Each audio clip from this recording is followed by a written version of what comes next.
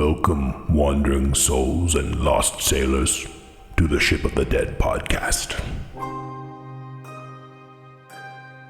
Welcome, me hearties, to the Ship of the Dead podcast. I have a very special guest today, Limithron's own Zach Goins. Zach, welcome aboard the Ship of the Dead. Thank you. Zach, your official title with Limithron is Director of Marketing and Production. But how do you view yourself amongst the scurvy crew of Limithron's Ship of the Dead? That's fine. That's a good, a catch-all, I guess. I'm like the trolling net that goes behind the Ship of the Dead, right? Yeah. I wouldn't say that. You're more like hey, we've arrived in port. Zach, hit in there and find out all the things we need to know and then take care of all the stuff that we don't. Yeah, sure. I don't have, not that I don't have time for. I don't want to spin it that way, but. Yeah, I was just listening to your episode again with Sean McCoy, and you're talking about E-Myth. And the E-Myth Solution. Yeah, the E-Myth Solution is an entrepreneurial book. It's a great book, but we talk about it all the time in our weekly Limithron meetings. So you were talking with him about not building your company around handing off things to somebody who can just be a catch-all. The default, right? And specializing and hiring for specific things and yada, yada, yada. Anyhow, it was fun to hear that discussion with somebody else. Yeah, that was a good one. Well, I wanted you to come on the show today because you have one. There's been a few. But this is one of the first purely Pirate Board Kickstarters coming up. It may actually be live by the time this episode goes out. Tell us about the Kickstarter. Let's start with Tangled in Shrouds and give us a pitch for the overview of the whole project. Okay. Tangled in Shrouds is made by myself and Greg Harris, longtime buddy of mine. The idea kind of spawned from, we both wanted to do Pirate Board stuff, but then I think it kind of spawns the way it always does for me, which is, I don't know how everybody does their creative projects, but for me, a lot of times it starts with what does this game need? Because I'm happy to write or do a lot of different things. I can get excited about doing a lot of different projects. So a good starting point usually is all right, but if I sit down to run this, what is a thing that isn't out there that I thought would find super helpful when I do it? And Tangled in Shrouds is my answer to one of those needs, which I think is more naval combat and hey, you get in trouble carousing. Yeah. What happens, right? Yeah. Because, everybody talks about the carousing tables. They're so cool. They're so fun. Everybody uses them. All right, so what happens when you push the governor a little bit too far and he sixes Navy on you? All right, well, now you can pull the Tangled off the shelf and run this as the next wave of your campaign. I like this a lot. If you're familiar with Buried in Bahamas, it kind of has a similar layout format. It's a 2-column black and white. But I think my favorite thing about about Tangled in Shrouds specifically is it's such a good slot in supplement. You get a lot of supplements, especially from Morkborg, where it's this is a whole new thing. This is we're using Morkborg, but I've made my whole new adventure and I didn't care about any of the other things, which is totally fine. But I think if you are playing a Morkborg campaign, sometimes you want something that takes place in that setting. And Tangled in Shrouds, it's presented in a way where you've got, a main enemy and a main NPC and a main ship. But there are 3 options for each of those depending on which faction you want. Can you tell us a little bit about that? Yeah, that's my favorite part of Pirate Board is the factions, right? So I love factions in any game. Factions are so fun. That was the next piece of the puzzle that Greg and I were noodling with is okay, but yeah, so are we going to write an adventure that's only going to work if you're carousing and you get in trouble with the French? That seems we're really pigeonholing the adventure.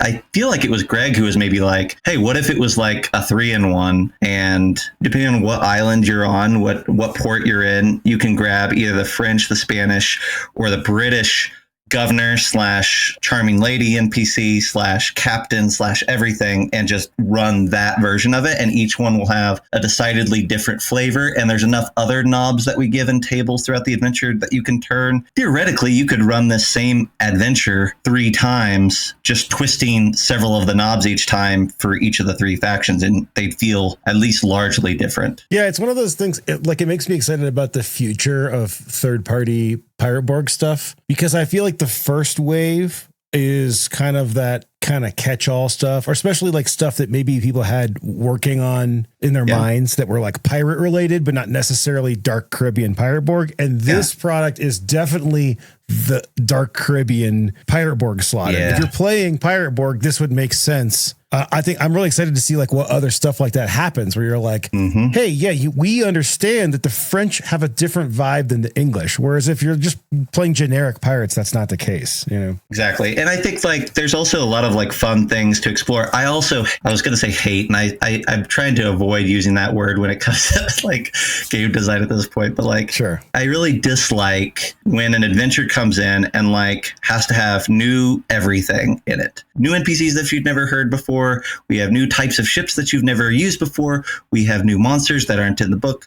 Like my go-to is to say like, my preference as a GM is for you to tell me how your adventure can utilize things that I already have on the shelf. Part of the fun of doing an adventure like this was say like just having the Pyroborg bestiary open in front of me and like flipping through and be like, all right, I need other things for this table. What would be something cool that I'm going to pull from the book? I'm not going to make anything new here. What can I pull from this book just to use it in a different way maybe, or in a different pitch? And there's definitely a lot of that in the mini adventures in the back of the book, which are so small that I can't get away with writing a bunch of new stat blocks or anything. So it's like, nope, you got to be able to put a noun and PB 117 on it. Yeah. Let's talk maybe about those little adventures, because, you know, you've got kind of this core, oh, you mess with the governor's daughter. Now, like, this is kind of spoilers, but she's like on your ship, and then the captains are coming after you. But in the back, almost like a bonus, you've got these. Are there 3 of them entangled in shrouds, like bonus little mini 1-page dungeons? Yeah, there's 3 in that scene. Yeah, absolutely. I feel like this is one of those things too, where you're like, oh, we did that thing too quickly, or, oh, my buddies like are coming over in an hour. You know, like, what do I do? You know, oh, well, I can generate it. I did this at Ship of the Dead meetup on Saturday. I was like, well, I didn't prepare anything because I'm busy working on Down Among the Dead, and I want to run any of that because I've run it a bunch. I'm just going to roll on the tables. And like, honestly, we had a great time, except that when we got to the place, I had to do a lot of GM lifting. And if I had like one of these, you could just like, okay, yeah, you're in I think my favorite one was the Mollusk Keep. When I was reading this, I was like, oh man, I could totally have used this anytime, you know, I need to send them somewhere. Like, you know, I was stuck on in that one particularly. I had a 2-pager and I didn't want to do 2 more minis. I wanted to do like a 2-page, a little bit bigger than 5 rooms. I had like an idea stuck at the back of my head, probably for 6 months at this point.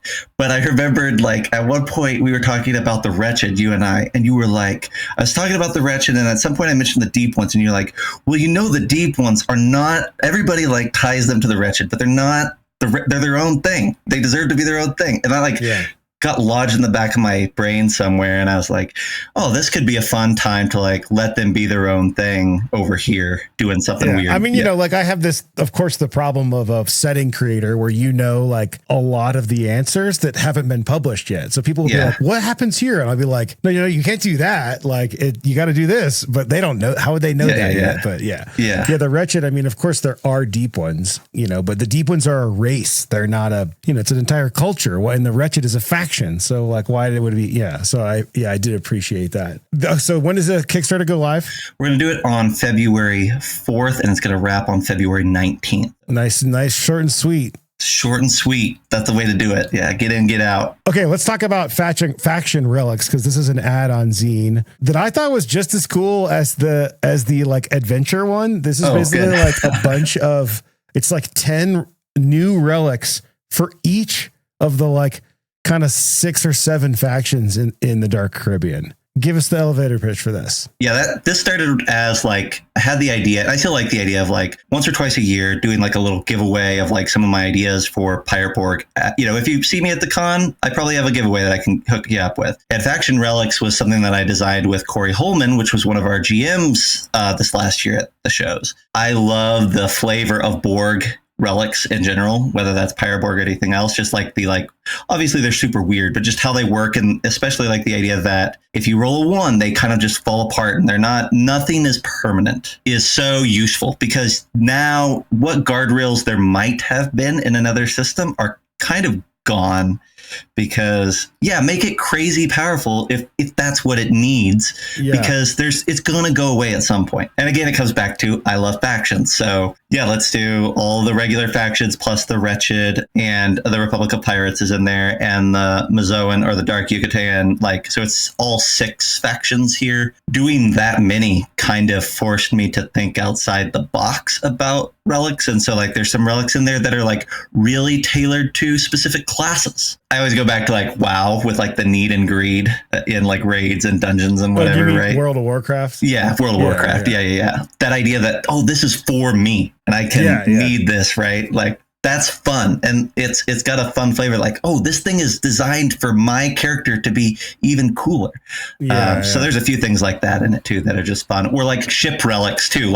Magic items aren't just for people; they're also for the vessel that you mount them on somewhere, and that's fun. Yeah. And you had a ship's mast in here for the English, I think. The Twisted Maiden masthead. Yeah. So basically, each faction has 12 specific relics that are totally on brand. If you wanted to do another one, you could totally do a Wretched one. There is a Wretched one. There is a Wretched one. It's in the back. It's called the Wretched. Oh no, I'm sorry. Not the Wretched, the Scourge. I feel like the Scourge one needs one. Oh, tell me how you imagine the Scourge being. So the Scourge is that's the undead. That's the thing everyone's fighting, is this force that's coming. It's energies being spewed out of the abyss and out of the fountain of youth. And it's the thing that is making the undead come back to life and want to kill everybody. I just love the idea that you're pulling things out of skeletons, or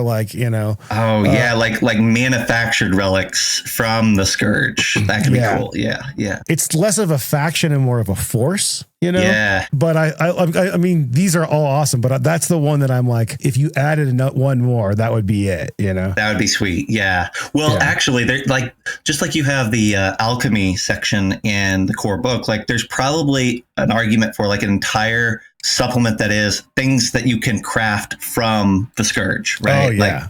Not just relics. That's actually a great idea. We should definitely do that. That'd be really fun. Yeah.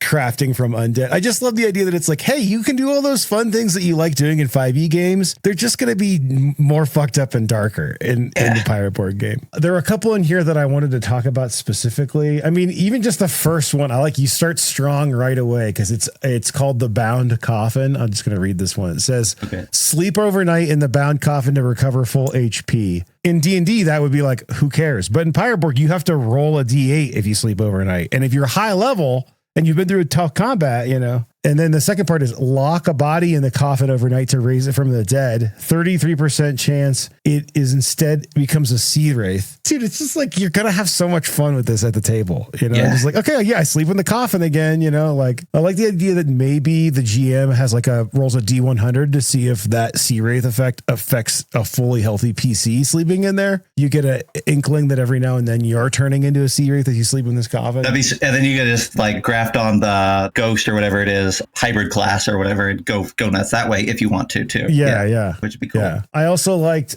from the French faction, the Bones of the Drowned Saint. I just like that name. That just name sounds very, very Indiana Jones to me, I think. I'm thinking of the Knights Templar. Reduce the toughness test for holding your breath by -4 DR. Roll D6 when taking damage from drowning. On a 3 through 6, you don't take that damage. So basically, it's a nice way to breathe underwater. This was so much fun to scope out and draft out, because all it was me going online and just trying to look up weird relics that exist for these things, right? And I had a word vomit list somewhere with Corey, and I'm all right, we should have a crucifix somewhere, we should have bones somewhere, we should have, we could have a true cross tip, we could have all these things, right? Think of the coolest names or the funkiest names for them, and then all right, now we have to think of stats for all these crazy weird stuff. Yeah. And then also in the back of this one, you have 2 more 1-page dungeons. Tell us about these. I needed 2 more pages to get to the page count, right? And so it was inside the publisher's studio. Yeah, exactly. This was all right, well, let's take 2 of the relics that are in here and let's give you an adventure for how you could find them.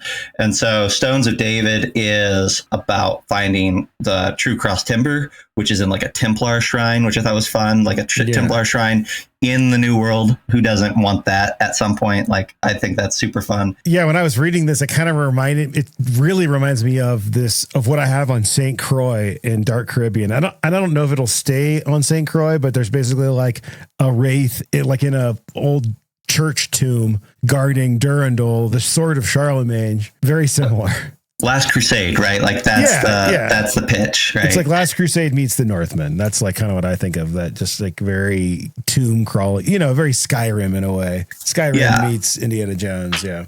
Then it's like, okay, well, what other one am I going to do? And I'm like, well, you have the True Cross Timber. We should definitely do, there's a shard of the Black Alley. That's another thing for, I think, the Wretched. And I'm like, that's the perfect like coupling, because they're both like pieces of wood that have an important meaning. And like the Black Galleys are big in like Cthulhian mythos. And so, yeah, let's just lean into that side of it. So I feel like they're like sister dungeons or sister adventures. Yeah. For similar I just things. love the idea of a bunch of cultists like worshiping a piece of a ship. That just sounds so Pyroborg to me. Yeah. Let's talk a little bit about the Repentant, and then I also want to talk about Cabin Fever. The Repentant was your submission prior to being hired with us, so please don't think we had any. I mean, we had some favoritism in that it was really good, and we picked good things. Yeah. But tell us about the Repentant, and you've got an expanded version in this Kickstarter. Repentant, that came out of Seven Aboard the Shackle, which was a like prison barge adventure that I did for Morkborg. Yeah. And we had talked about like me maybe doing an adventure like that for Pyroborg for like over a year. Like that had been in the back of my mind for a long time. But then,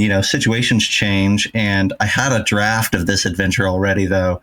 So yeah, I was like, oh, well, I'll do it for that. And it's really just, I think the other thing that people, and I was no exception, people often get really fixated on when they first read Pyroborg is Ash. People love Ash. For me, it was... who doesn't like to snort the bones of the undead? That's right. And it's got a fun table. Yeah. So the Repentant was like, let's do a whole ship. Let's do like a little dungeon crawl that's aboard a ship. Let's just like shackle. I love the idea of the ship being in the dungeon. I know you do too, because you got it coming out and Down Among the Dead with Maelstrom, right? Yeah. Ship dungeons are where it's at. I mean, that's basically, instead of real dungeons or normal dungeons, it's ship dungeons and temples, right? Yep. And so Repentant is a pseudo derelict vessel filled with Ash addicts who have made a deal with some demons to basically create their own ash manufacturing. It's like an ash occupation. Factory. In the bottom of the ship. Yeah. And it's been kind of fun to see that evolve, because now that adventure's been out for like a year. And so we've got to play it a lot. I know like even Shadowzack has ran it a bunch at different conventions. And what we found is like, I was like, I don't really care. Like the adventure is very loose about how you approach the ship or what the setup is. There's different ways of doing it. But what Zach found, and what I found, I think he's right, is that it's actually a really great adventure to drop in. Like when your ship gets shipwrecked or when you're in trouble, it's a great quote unquote rescue ship to come save the day. Yeah. Like, hey, you got no worries. We'll take care of you. They take you down. They're like, hey, listen, just before you get on board or whatever, like they basically commit to no funny business, make you commit to no funny business. And then they're recruiting for their crew. And then you have to decide as players, as a party, are you willing to sail under the Ashen Priest and these demons and, their business endeavor of creating a bunch of ash? Or do you want to try to take it over for yourself? Or do you not really like this idea at all and are a little bit uncomfortable by it? Like, that's kind of fun, that it's not really a dungeon where you're attacking from the outside in, but you let them bring you onto the ship and you see all of it. Like they give you the whole business opportunity pitch, right? Like it's like, hey, we're accepting 3 new crew members to come on board and like take part of this really great. It's like the worst pyramid scheme or some sort of scheme ever, right? Like, but they get to show you everything, and then you have to decide. And really, the only mystery at that point that is there that they keep from you is the demons, because that's a hard sell on day one. But I like the idea though that it's kind of like one of those more modern horror movies, kind of like maybe Midsummer, where you're like, you can't really tell what the problem is at first. Like maybe you're just part of the crew, and then like maybe people are disappearing, or like you run into a bunch of undead and they take them below, and then all of a sudden you're in port and there's, step by step, the horror of this thing is being revealed. And then when they think they've found it, they see like, there's like demons down there, like churning the grinding machines. Grinding it's super awesome. Yeah, I like that. And the expanded version, it was like, I think part of it was like, I wanted the zine to be a little bit bigger than what it was before if it was going to be on its own. Yeah. Just because I felt like 12 pages isn't really ideal. It's fine. For some things, it's great. But I'd like 16, 20, that would be better. In addition, because it's in Cabin Fever, like if I'm going to do this outside of it, I want to add to it and make sure that if you choose to buy it, you're getting extra value. Yeah. And so that's really where the extra content is non-essential, but it is fun. So like there's like 3 new types of demons that are just kind of same sort of flavor, same sort of vibes. But if you want more of that, there's 3 more. And then like the idea that, okay, you have this business endeavor now. Theoretically, not everybody in every port is interested in buying your brimstone ash. Yeah. So let's give you some merchants, some people that are willing to deal with you and things of that nature. So that's an important element, that the ash that these demons produce is a different kind of ash. It has an extra table for effects. Yeah, it's more swingy. More swingy. I like the idea that you show up in port with the pirates like, yeah, I'm gonna buy some ash. Like, what? Well, this is not the normal stuff. But then there's like a specific group of pirates that are like super brimstone ash fiends, Yeah, exactly. Like, and also the Repentant is going to flood the ash market wherever it makes port, right? Yeah, like it's got to be so careful because you've got other rando pirates are bringing like their couple bags of ash and you're bringing a whole hold. Like you're probably not going to be able to sell it all here. Like that's part of the fun, is like figuring out how you're going to make sure that you don't just like take pennies on the dollar because you're selling 10 times the amount that you're supposed to. Or the whole town devolves into like a crazy party, Yeah, exactly. It's like Mardi Gras. Exactly. Have you read the Tortuga Dark Caribbean preview stuff? Yeah, I couldn't tell you much. Like, well, I think I read it escaped me. So Tortuga is where there's a fort there, and it's taken over by the Flail, which was his name was Lolones in life, but he's like a heart-eating undead pirate. And so this fort is taken over by ghosts, but the town is still run by the Brethren. It's still a pirate town, And when the PC show up, the assumption is like, well, why don't the pirates take out the ghosts, But there's like kind of this like symbiotic relationship that there are squads of pirates that go on missions to capture the ghosts, or maybe let their buddies become ghosts so they can haul them out and then turn them into ash and sell them. Yes, so it's definitely a pretty twisted plot, but this reminded me of that. It's like, oh yeah, the Repentant would definitely sail in and out of Tortuga all the time. Oh yeah, for sure. I loved, like, one of my favorite things, it happened by accident, but one of the things that I really like, if I was going to tell somebody how to insert the Repentant into your game, the one that you roll on Magical Mishaps, on the Magical Mishaps table, if you roll 1, you basically get transported to purgatory, right? Like the whole world, all the color fades out and you're just in a sea of gray. And I love the idea that it becomes a sea of gray, all the color fades out, and there on the water is drifting the Repentant. Oh, perfect. Yeah. And it basically, it's got a way of coming in and out of purgatory, and it hides in purgatory to process all of its ash. And then it makes dashes to port to like sell it off and to have their carousing and everything. And they recapture stuff. But then when they've got a hole full of super valuable ash, they go hide back in purgatory. I also like the idea that maybe the demons like get together with the ghosts at Tortuga, and they like have parties and dinner and stuff, and your players can walk in on ghost pirates hanging out, drinking with demons on their way to purgatory. I mean, also like this ship could be a connection to Davy Jones's locker, For sure. Yeah, I think like that's the fun thing about the Dark Caribbean. The corners of it are really interesting to pick at. I don't know how many times. It's every single adventure at least once. I end up going to the Zealot class because you have the like, who do they worship table on the one side. It's fun to just think about that because you don't get into all of that pantheon of Pirate Borg or whatever, or the patrons of Zealots, much more than that. But there's a lot of ideas to consider there about all of these are valid solutions. Yeah, I kind of like that. That's up to the players and the GM. You know, like I think if you read D&D or even like DCC, Dungeon Crawl Classics, like there's a lot of information about deities,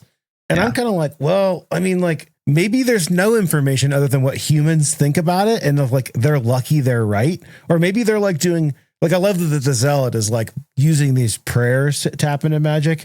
But maybe it's not prayers at all. Maybe it's actually magic, and they just like have accidentally branded it as religion. Yeah, exactly. Let's talk about Cabin Fever, because for those who don't know, Cabin Fever was an itch.io jam that we ran. Limithron ran last year. We all voted on the winners, and all the winners were paid twice, actually, because of the stretch goal for their submissions. And they're all being printed in a offset print book. And Zach, you are not only one of the winners before we hired you, but are also the, I guess, creative director of getting it all together and getting everybody's stuff lined up. What do you think about it so far? Do you have, now that you've like kind of dove deeper into everybody's submissions, like what are some of your favorites? What have some of the challenges been? What stuff are you really excited for people to get their hands on, even though they already can get the beta PDF for free? Oh gosh. Like one of the things that I like is that I can see why, like I was obviously not a judge on this, right? But I can see why each one was picked. There's something to like about each one of them, even though one might have way more like original or extravagant or beautiful art or layout than another one, or writing or whatever. Like there's some piece of each one that's like, yeah, that's cool. That's great. I think honestly, like one that just jumps out to me because I think it's so useful was Wyatt's Deadliest Catch one, which is just a fishing one, because I think every group is going to want, like, fishing is a great downtime activity, a great like lull in the adventure, or like you as a GM, you don't want to like dive into another dungeon in the last 45 minutes of your evening, or you want to wait till your late person shows up an hour late to your session. You're like, hey, why don't we go fishing for an hour? It's just a great grab it and go. And I've already used it myself. So that would be like, I guess my like knee jerk clean one, but it's definitely, I think, to get into the weeds a little bit, I think like this is a learning experience for us, for them. Definitely. And hopefully for like the people who read it, buy it and read it too. Just like, I think everybody, there's something to discover and learn. But for me, it was about the process of working with, I think there's like 19 different creatives on this project. And I think when I counted last, there was like 6 or 7 different formats or design softwares that were used. We talked about this a bunch internally, but it's like, this project was like, oh, I don't have the time, Luke. I don't have the time to do like what Johan did with Feretory and Heretic, which is what I wanted to do, which is I'll do all the art and layout, which is people will submit text.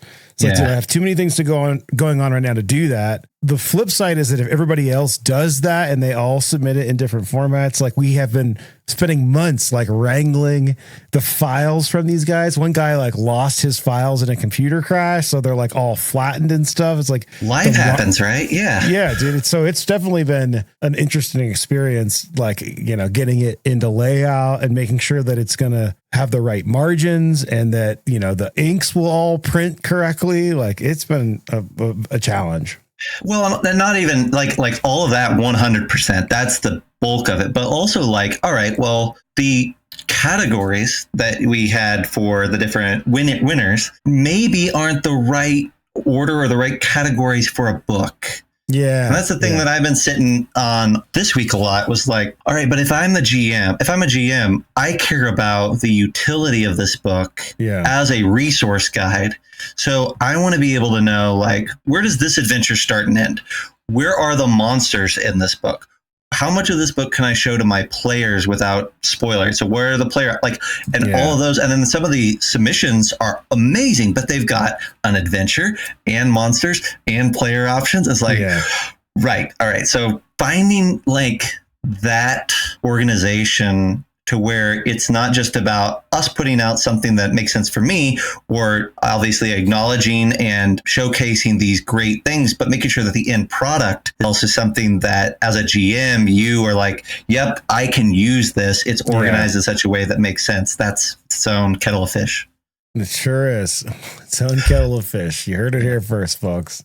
I also want to talk about, since we're talking about, known conspirators, which is the name of our third-party publisher program, if you will. I want to talk about the third-party support that we're kind of rolling out.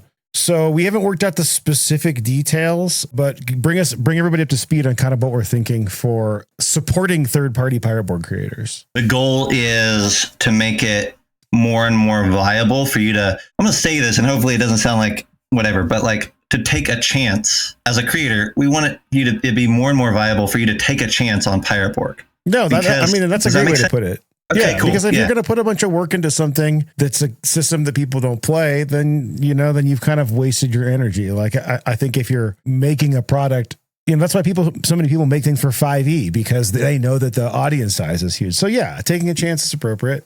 Yeah, so that's how I think about it, at least. So like, and as somebody who makes a lot of third-party stuff myself for Pirate Borg or other things, like to me is about how can we make sure that like when you're doing your budget or you're doing like your time investment spreadsheet or whatever, like how does this make sense? And all that to say, I think that our motivation, I think the first thing that we've committed to internally that we haven't announced yet is like, hey, we're going to back every single Pirate Borg project that launches, period, full stop. We're going to back it. Yeah. I mean, and that probably happened anyway, but we are now officially declaring it as a company that if you make something that's compatible with Pirate Borg, that we'll back it. And that at least will get everybody who follows us or has backed our projects to see it. Right. Right. And then kind of following up with that is if you have the capacity to offer this as a creative, and if we feel like it will fit alongside everything else that we're creating and that we're offering, we're angling towards buying a bunch of your books at like a retail cost or whatever and selling them on the website and at conventions and wherever else we're gonna be repping Pirate Borg. We want to rep your Pirate Borg stuff right alongside ours. And I think this is kind of modeled after Tuesday Night's Mothership stuff and Cartelian Vaults with Morkborg. Like, I think if you're making something that, like you said, makes sense with what we're doing, that we'd love to rep it, because I think it's cool that you can come to the Limithron booth and buy official stuff, but like, what if you have all the official stuff? Wouldn't it be cool to like have, know who's like, you and I are on the pulse of what is getting made. So why not represent that to the community, Yeah, I think that'll look like, say, if we look and you have a retailer tier on your Kickstarter, then that's a really easy answer. We just say, hey, we want to back it at this level. We want 50 copies or whatever. Or if you reach out to us afterwards, if we back it and we say, hey, we'd be interested and we can work out some later, that's great. But I think, the goal is make really cool stuff. And if you're making like killer Pirate Borg content, we're going to want to showcase it along with you, because the reality is Luke can only make so much Pirate Borg stuff in a year. I only got so many hours in the day, man. And we know like there are people that come to 3 or 4 or 5 conventions every year that we're at. And they're like, all right, I bought everything at convention 1. Yeah. What can I buy at your booth the next 4? Because I love Pirate Borg. Well, the goal is that we could say, go buy Ian's stuff or go buy JVC stuff or go buy somebody else's stuff that's sitting at our booth. That's also awesome that you're going to have a blast with, that we're kind of putting our stamp of approval on. It's like, we love this.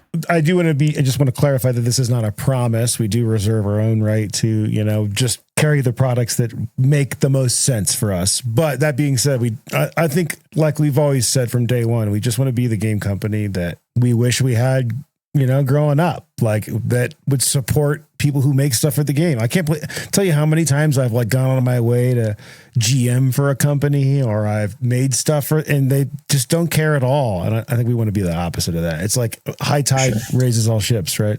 Yeah. And I think like to kind of like double down on all of that, I think the big message is, let us know about your cool stuff. And like the easiest thing for us to do, the thing that we're very happy to do, is promote it. Like whether that's on our socials or giving you a voice or a space to do it in our Discord or on our Facebook group, like, or in the newsletter. Like that's a huge win for everybody. And I think that's like the step one. If you've got like a project coming up or you made a thing, just at me and Luke or something, and like, let us know about it. I prefer if you at Zach, just to keep it. I guess the fastest statement is like, just make cool stuff and let people know about it, and we're excited to help. Yes, absolutely, definitely, we are very excited to help. I want to talk about a mutual passion that we both have, which is the concept of smashing together Shadow Dark and Moria. I feel like I just want to, if I can just for a minute go on a little tirade,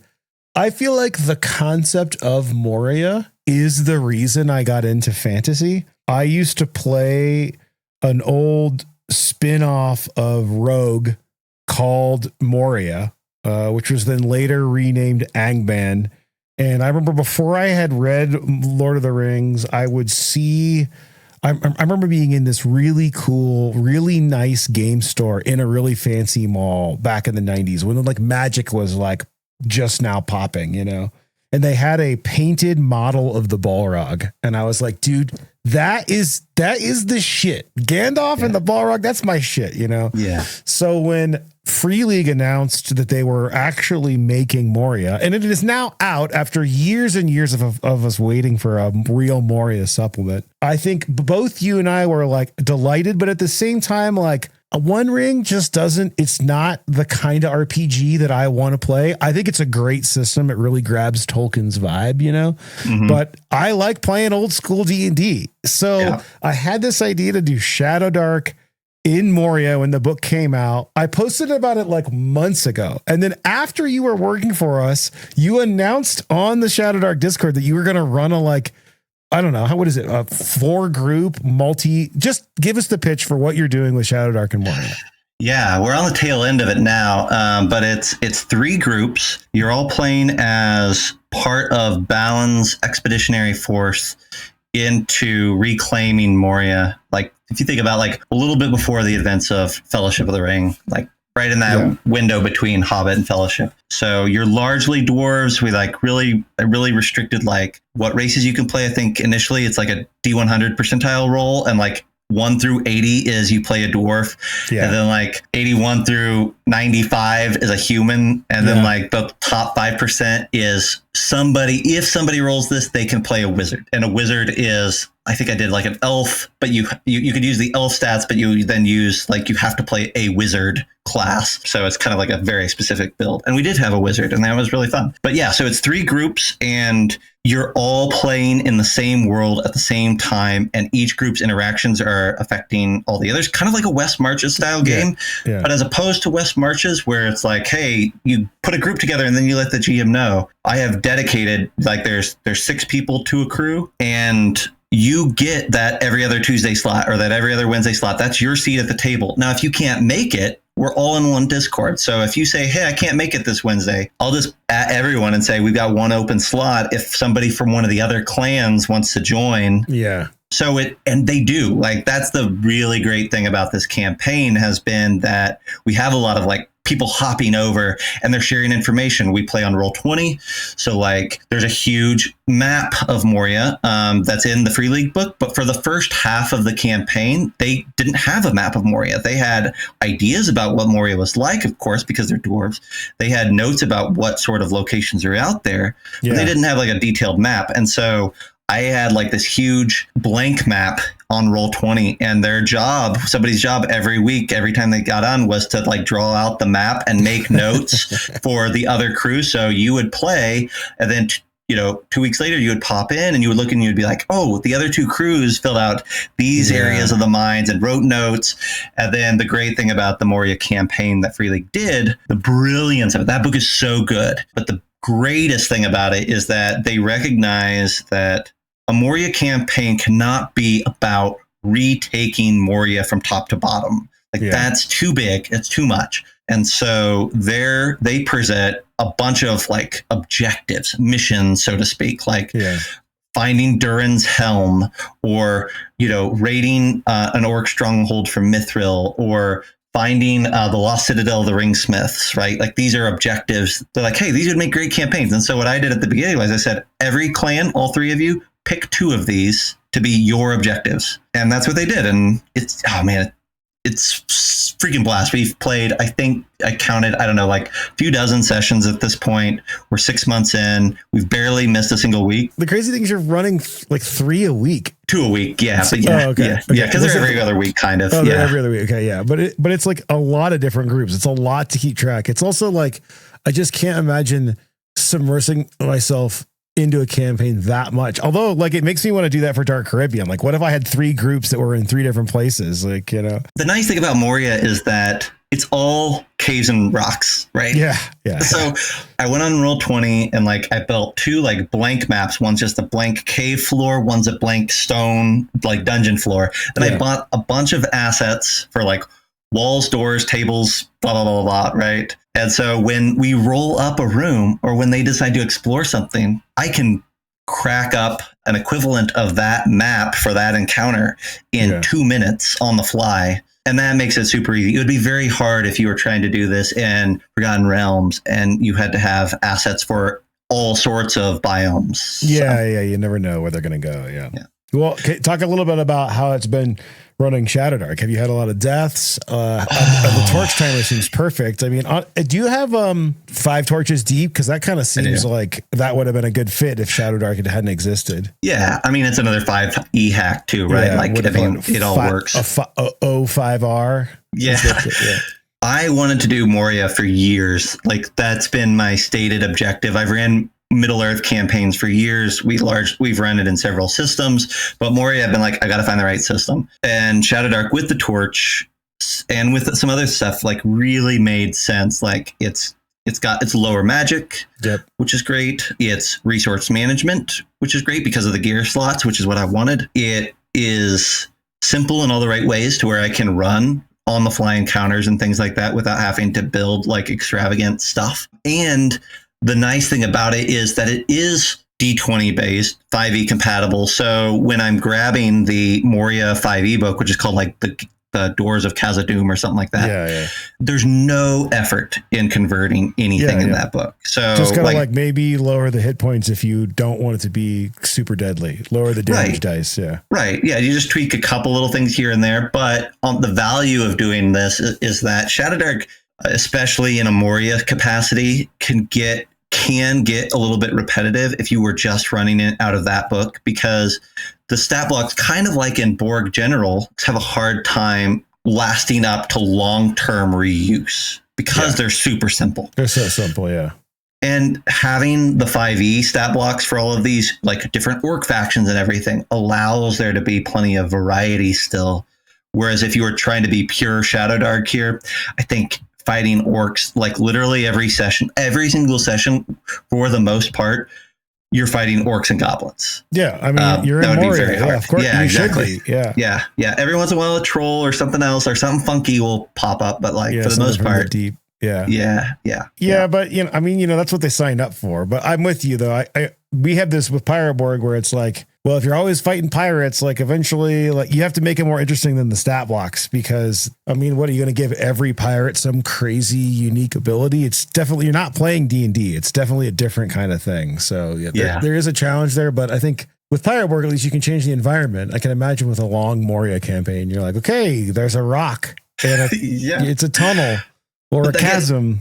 That's the beauty of what they did though with that book, is that the other thing is that it's a mega dungeon that doesn't obsess about giving you every single room. Right. It's like, hey, here are the highlights, the things that are unique. And there's like 60 of them. So you have enough to go nuts and then roll random stuff in the middle. And that's going to be fun.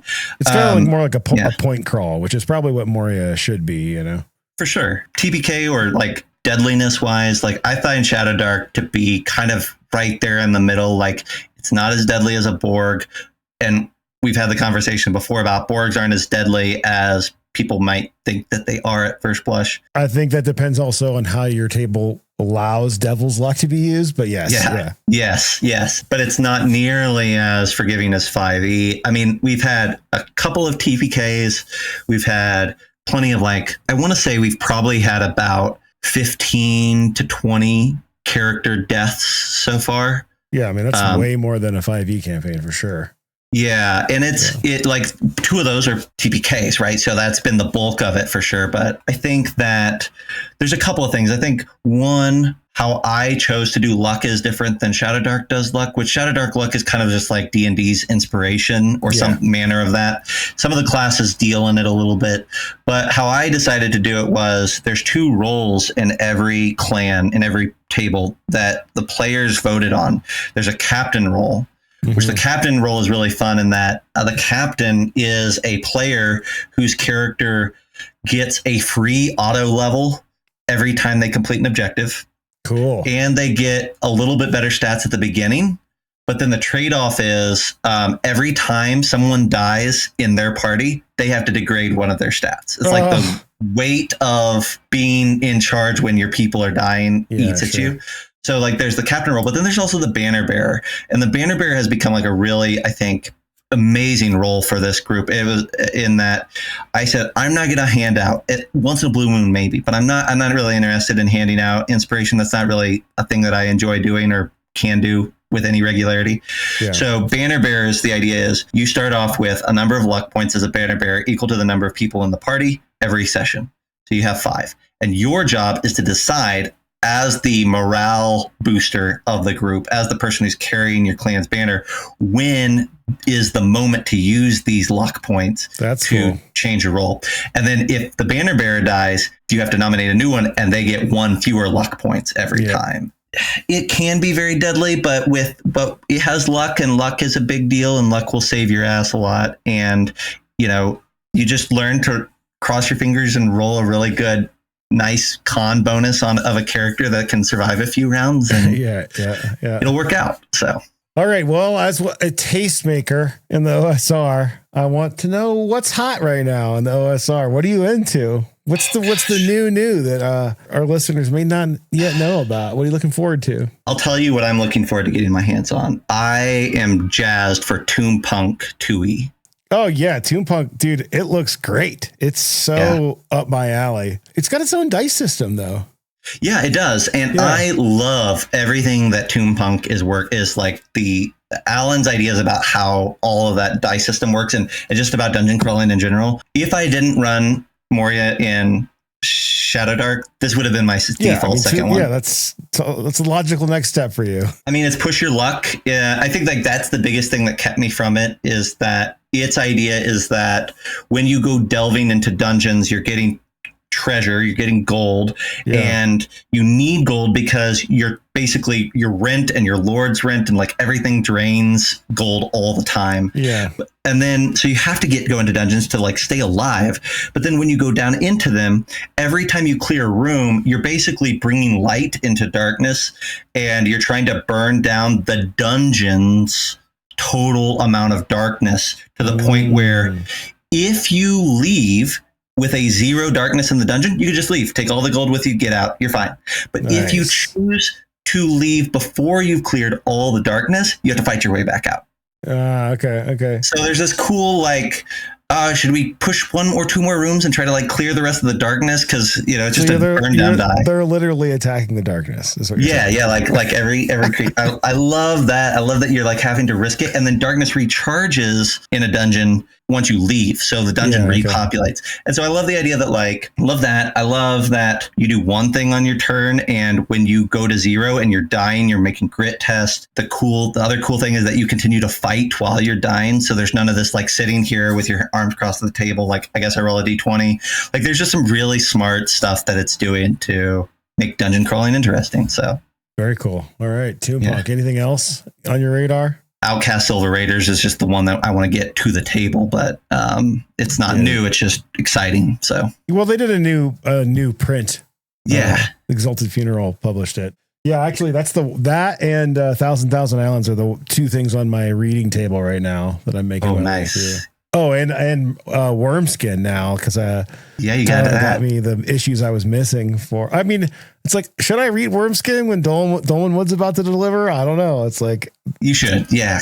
I'll probably read them both. Yeah, you could have an opinion at that point about which one you like better. Informed. I'll be an informed critic of Gavin Norman's finer points. Exactly right. Yeah. All right. Well, are you ready for the real topic? The reason we're all here. Sure, let's do it. It's time once and for all to settle this debate: alien versus aliens.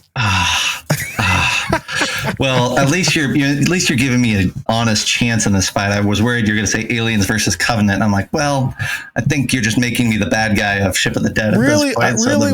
I just want to bring to light the fact that you think that Aliens is the worst movie in the series. Yeah. Which is like, why do you work for me? I'm like, I'm not quite sure that this is.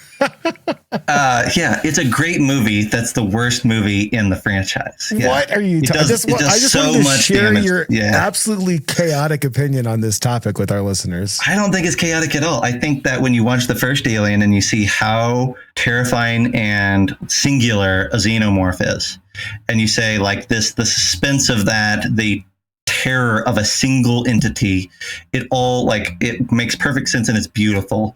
And then you go immediately, like James Cameron gets a hold of the property and he makes a great movie, but he says, yeah, but anybody with a pistol should be able to kill an alien, no problem. And which tracks? That's the problem with it. That's the horror of Alien, is that they don't have any pistols. I don't like that, because as soon as you put that into it, now we have to have 50 aliens every scene in order for us to create tension, because we know, oh well, Luke's over here with a 9mm, so he could take out an alien by himself. I mean, so if you're in a room with an alien, we now understand, because of James Cameron, that Luke probably needs to be against 3 aliens to have a fair fight. I mean, not a 9mm. If I have a pulse rifle. Okay, sure, whatever. But right, yeah. Whatever. I see your point is taken, yes. So it's a great movie. It's just I like the thing where I guess, what did you want to happen after Alien? What movie did you want to come out? Well, I think that's a great question. I do really like what came before, like The Covenant and Prometheus. I think they're doing a lot of interesting things, and I like those stories and I like their presentation. And I really like Alien 3, just the idea of a prison colony. And again, it goes back to a singular or very limited creatures. Romulus is a great follow up, actually. Romulus is a great follow-up because aliens existed. You got to be okay, cool. We see what one of these things does to space truckers. What happens if all those eggs pop off on a whole colony? We got that. So yeah, I'm not saying that you couldn't have done a thing, right? I'm not saying obviously you want the Marines to go nuts at some point, but I feel like you could have the Marines go nuts with 6 alien xenomorphs and it would have been great. So are you saying you wish the aliens were tougher? Much tougher. I think that they needed to be much tougher. Yeah, I think that would have been better for the franchise if we could have said, yeah, in Aliens they fight 6 of them and they destroy an entire Marine squad. I think that would have been great. Then, well, actually, it took 400 of them to take out a singular Marine squad.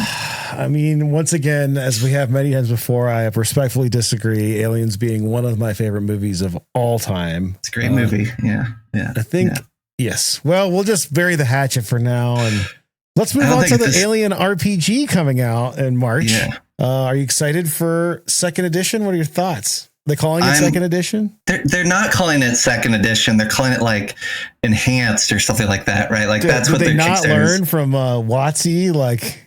Just call it 2nd edition. Guys. I don't know, man. I think that they should have just backed off.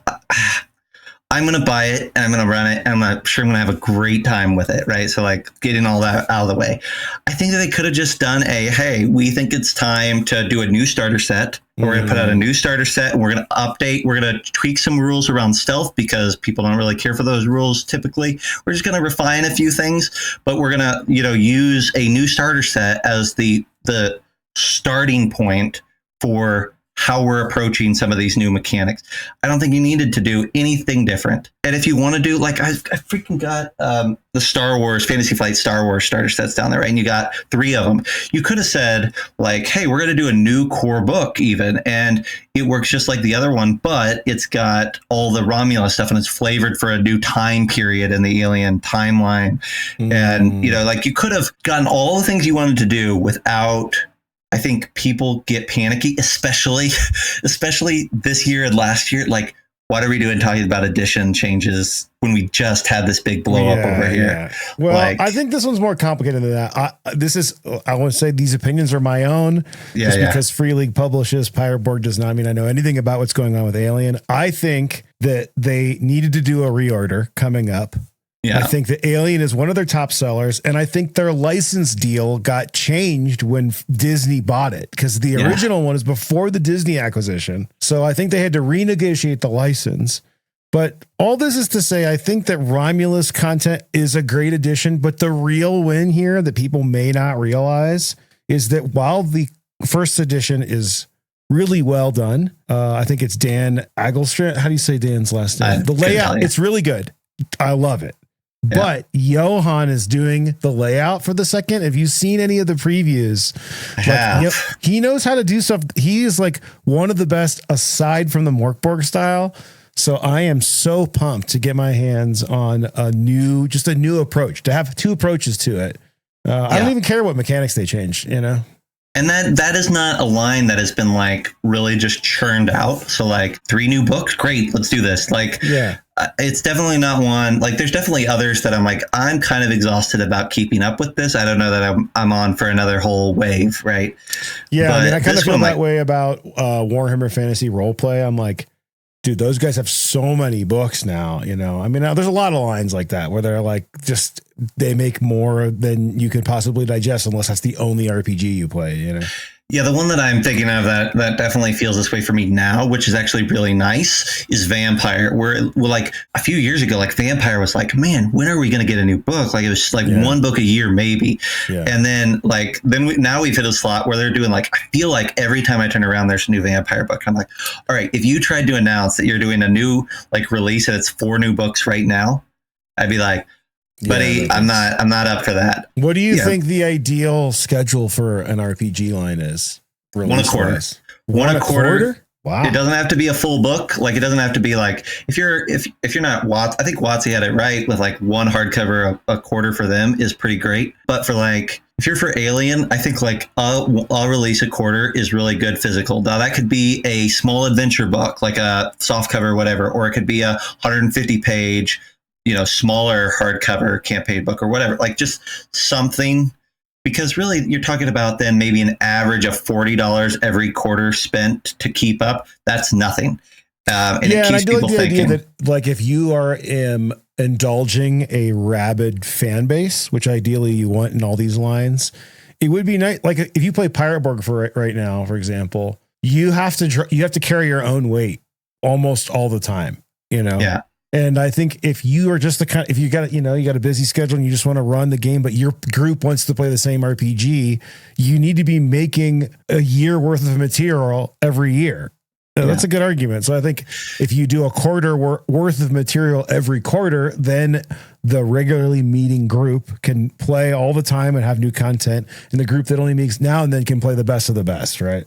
And I think Modiphius, I always look at as like, this is the gold standard for releases in that they do for their big lines like Octoon or Dune or Star Trek, they do a PDF adventure, like a very short one, typically like for Octoon, it could be 4 or 5 pages, but it's a one adventure every single month digitally. And then they do a hardcover every quarter. And one of those hardcovers typically every year is an anthology of adventures that they've compiled from the digital releases. See, that's smart. So it's just like, there's something new every 30 days. There's something new for your fan base to devour and pick up for $4, and then they're spending, that's businessy, but it's also, like you said, there's a value for the business, there's a value for the fan base, there's a value for collectors, also for retailers, because if you've only ever got one thing on the shelf, like that gets stagnant. And I think retailers want to see that, like, oh, there's new stuff coming out for this, and I've got a group of Alien guys that I can keep selling to them. Like, this is worth me investing shelf space, like in cabinet space,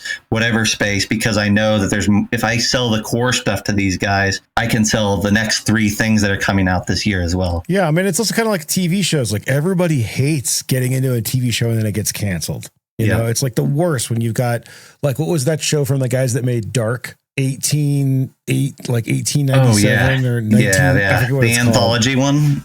The one where it's like they're on like a Titanic type ship. Oh, yes. And I was hooked and they didn't get renewed. And I'm like, dude, there's so many unanswered questions, like if you're old school, Terminator, Sarah Connor Chronicles, they like left it on a cliffhanger. And you're like, what? Like, so nobody wants that in RPG. Like, it's nice to be in a line that has life, right? Hold fast, wretched sailor. We brace for the broadside barrage. First system you've ever played? Yeah, that goes back to what we just talked about with Lord of the Rings and super conservative family. But first system that I ever got to actually play was Pathfinder. in college. How does that tie into the conservative family? Well, in the sense that like I was around, like I remember going to the library and renting a Dragonlance book and bringing it home, and my dad took it. It was like, oh, you can't read this. This is D&D, and we had to take it back. So like I was at the threshold of D&D for years, and it took going to college and kind of like being able to figure out who you are as a person or whatever, right? And very, very quickly, Pathfinder was like injected into my veins. So, it was great. So is it because you circumvent the D&D terminology?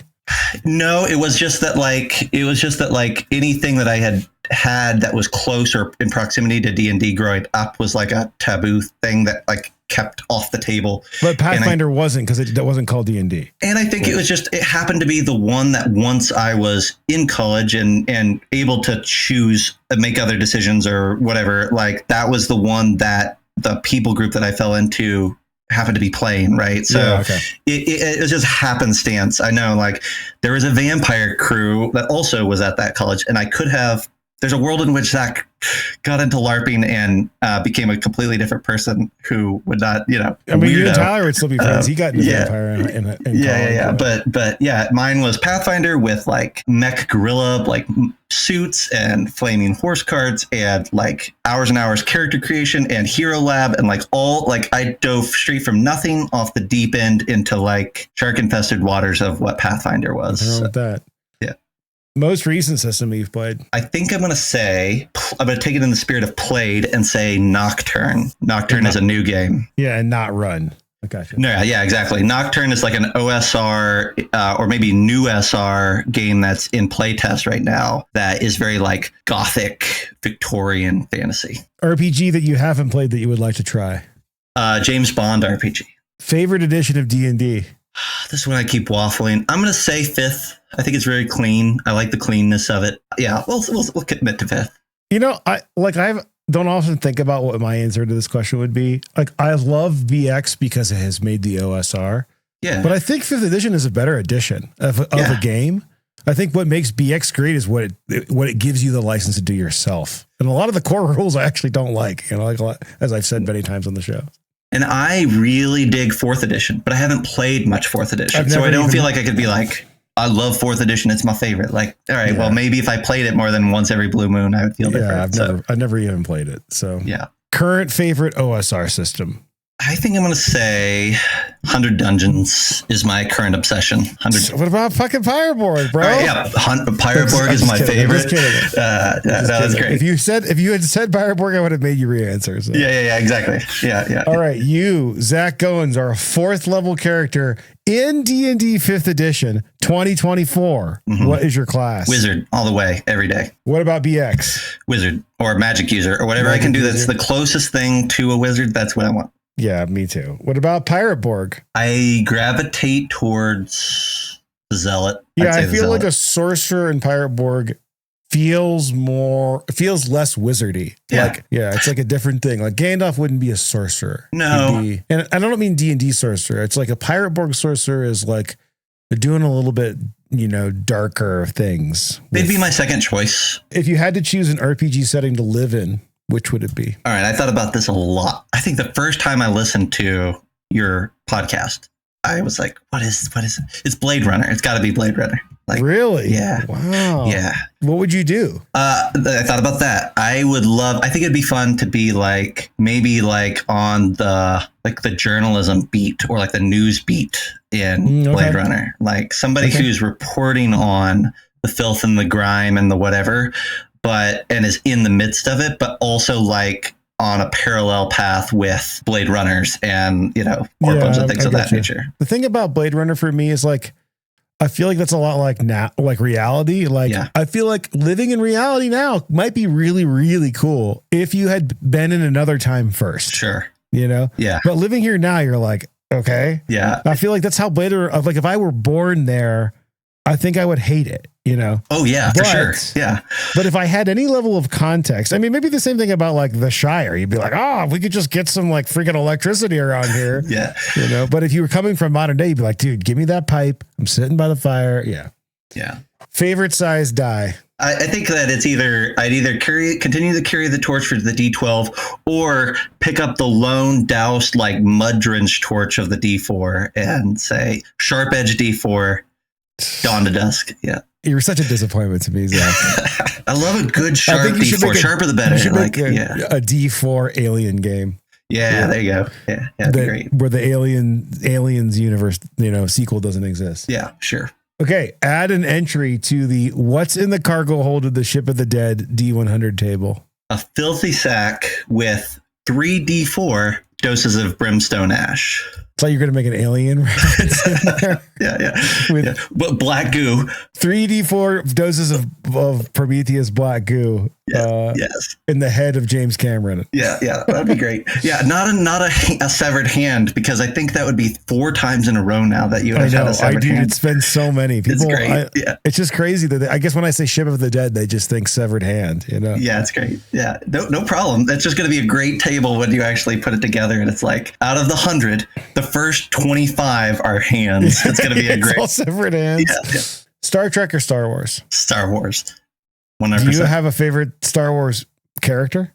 Dooku is pretty great. Wow, I would never have picked that. I think it's great. It's great acting. Like that's the thing about the prequels is that they're bad. They're objectively bad, but there's some really great acting and great characters in those movies. And Dooku's there's some good moments. Yeah, I mean, I really liked Revenge of the Sith. Yeah. Sorry, I'm out of the loop. I mean, that first. Do you remember sitting in the theater the first time with Revenge of the Sith, and you have it opens on the battle over Coruscant? Yeah, the battle's sweet. I thought that we were in, I ended up liking the movie. I was the right age to like that movie. But I thought when we opened there that we were in for the greatest movie of all time. Oh, nice. It was so cool. I like that movie. I think it's not perfect. And I think 2 is mostly trash. But watching Yoda fight Dooku with the lightsaber is one of the highlights of my life. If you just watch all the scenes with Obi-Wan in it, it's a great movie. Yeah, I think that Hayden is maybe miscast and definitely badly directed. Yeah. Him and Natalie Portman both. Natalie Portman's a great actor, and very poorly written dialogue is the biggest problem with those movies, I think. Yeah. Do you have a favorite Star Wars movie? Yeah, Return of the Jedi. It's a good one. I think you're the right age to say that. Yeah. I think Tyler's the same way. He used to come home every day and watch Jedi. I'm a Empire. Yeah, that's fair. Okay, here it comes. Duck people as a playable race in RPGs. Yes, please, or no thanks? No thanks. We have enough already. Favorite fantasy movie, TV show, or book? Arcane on Netflix currently. Oh, I haven't watched that yet, but I have heard. I mean, I saw like a 5-6 minutes of it. Yeah. It blows my mind. I don't care about animated stuff at all, almost ever. It's just not my cup of tea. It's not like I don't care about League of Legends at all. There's no reason why I should love this. And I think about Arcane probably at least every other day. Wow. It's so good. Mind-blowingly good. Yeah. Someone described it to me as having no right to be that good. Yeah, that's a great way of putting it. And the soundtrack is fire. It's so great. And I love all the characters. I mean, it's I haven't subjected you to this yet, but about once every quarter I call someone and I'm like, why the hell isn't Arcane an RPG yet? Right? It's so perfect for it. You could, oh my gosh, I want to play in that world so much. I want to think about that world all the time. I want to think about those characters. It's just perfect. It's a perfect show all the way around, both seasons. Well, maybe we should license it. You know what happened, right, with League of Legends. All right, story time maybe a little bit. This was right before the pandemic or right at the start of the pandemic. For a hot minute, there was a pirate League of Legends supplement on D&D Beyond. It was a whole almost like Tortuga sort of a vibe, right? I don't know anything about League of Legends, so somebody's like, "It's this," I don't know, right? But it was it was all built out. There was new player options, there was new creatures, there was this whole setting. It was all fully integrated. It was amazing. It was so great, and it was up for all of 5 days. And then it disappeared. And the story behind it is that the D&D Beyond people, who originally owned by Fandom, what I heard was that they had been approached by League of Legends, and they're like, we want to do this, but we want to do it on your platform. We want to like be a thing. And D&D Beyond's like, yeah, that sounds cool. Like, let's do it. So League of Legends designed it all. They put it all up there. They released it. It was like, holy crap, awesome. And then WotC saw that the big D&D Beyond website with all the D&D branding was promoting a League of Legends thing without their stamp of approval, and it got pulled. Okay. So yeah, I mean, they've already tried once, and it didn't. They don't even make a video game though. I don't know. Whatever. I understand, I guess, but also like we were close to greatness. And have you played Feast of Legends? I own it. I've never played it. I own the hardcover. Where did you get it? So a buddy of mine here in town. Just to be clear, this is the Wendy's RPG. Yeah, for sure, fast food chain. Yes. Yeah. So I was hanging out at his house last year, and we were talking about like weird games. We love like. Anytime I buy something weird, I take it to his house and vice versa, and we just gush over it. And he's like, do you know, Ed brought up the Wendy's RPG, and he's like, you know, I have that, right? And like, I guess they printed like a run of like 500 and sent them out to like key people. Okay. And he got 2 of them. And he's like, do you want one of these? Do you know that answer? So I have Feast of Legends sitting on my shelf. Amazing. Yeah. I've played it. It's very fun just to get a bonus from having a cheeseburger. Exactly. Yeah, it's of course what you did for inspiration with Pyroborg drinking rum. I'm like, oh, he pulled that from the Wendy's RPG. I love that it actually gives you like negatives to your stats if you've like eaten Taco Bell or McDonald's. Oh yeah. It's brutal. I love it. It's right in brand with them. I'm trying to get my hands frozen beef today, then you get a negative disadvantage. I'm trying to get my hands on those Arby's dice, but I've missed like all the releases.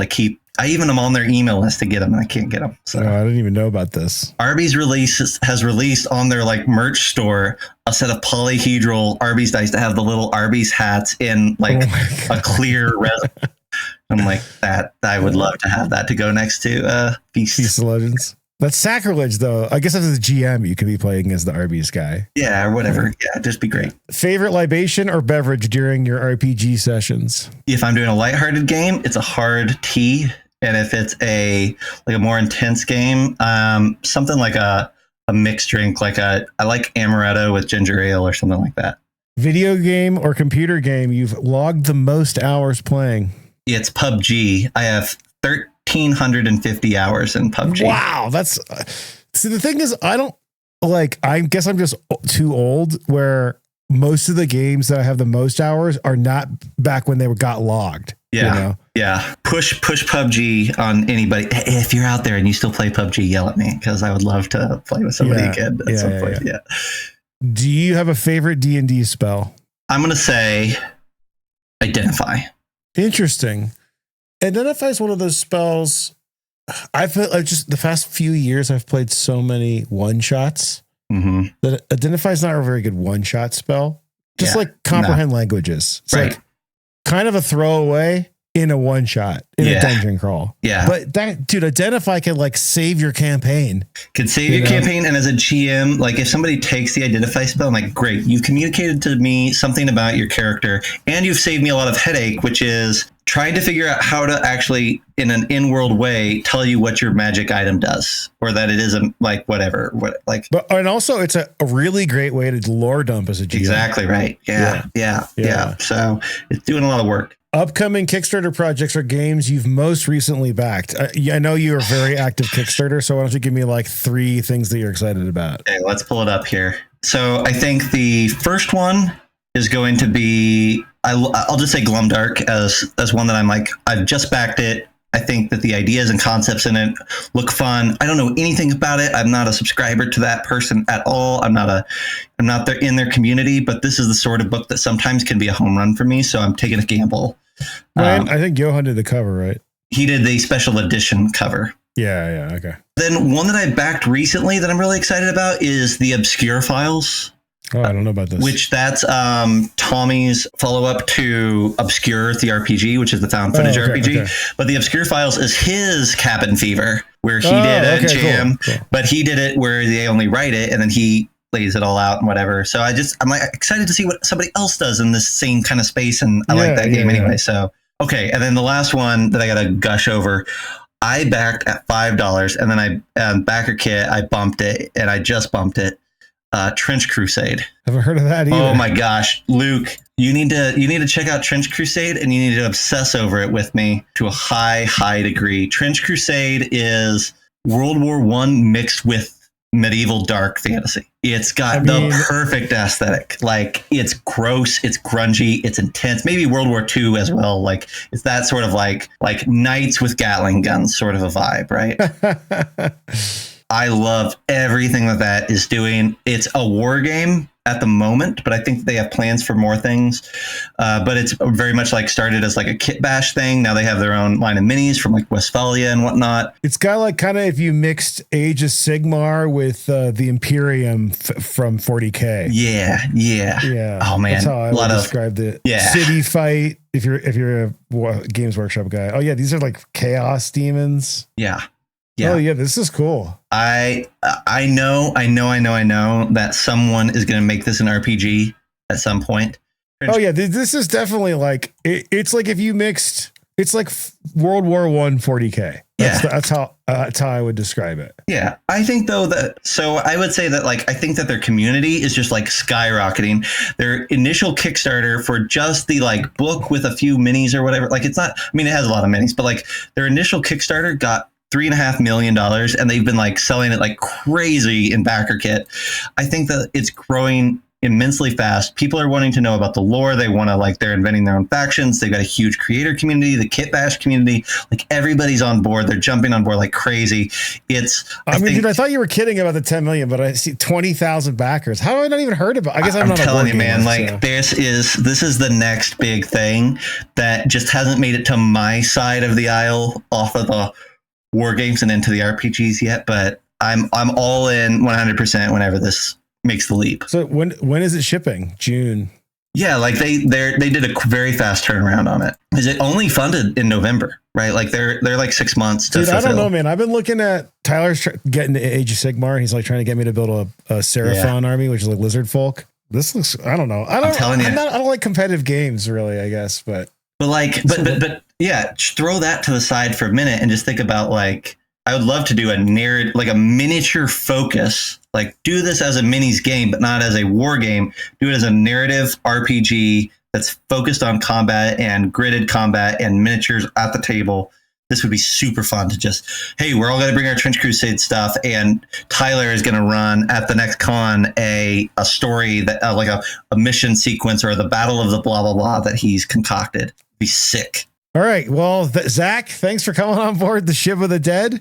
Where can people find you on the internet? In the Ship of the Dead Discord server. There you go. Yes. Hey. There you go.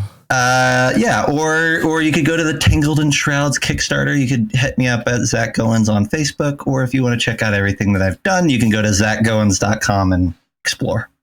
And we're going to have a link to the Kickstarter in the comments. Heck yeah.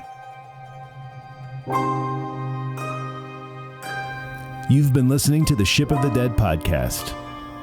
Email your questions, comments, and buried treasure tips to shipofthedead@limithron.com. You can support the program, join our Discord server, get early access to new episodes, and instantly download hundreds of battle maps, assets, and adventures at limithron.com/Patreon. Tiers start as low as $2 a release, and you only get charged when I make something new. Pirateborg, my rules-light, rum-infested hack of Morkborg, is available now at pirateborg.com and retail stores everywhere. Ship of the Dead is produced by Limithron LLC, our audio editor is Matt Kepler, and our music is by Alexander Miller. For more, head to limithron.com.